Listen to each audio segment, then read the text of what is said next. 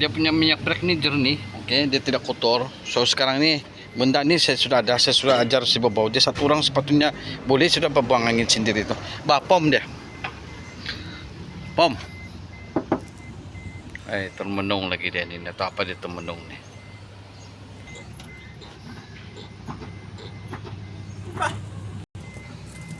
Oke, nampak kotoran-kotoran nih. Walaupun di depan tu jernih, tapi bolehlah ni boleh dikatakan ada peranan maintenance nih. Oke, sampai dia putih. Boleh sudah. Nampak nih color daripada tadi. Oke, kunci dia balik. Sebelah lagi. Oke.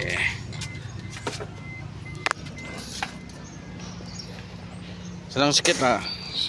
Oke, tidak perlu kasih kotor-kotor tempat. Oke, sebelah lagi. Apakah sekarang begini kan, kita tunggu dia jernih dulu. Sap-sap soy punya barang.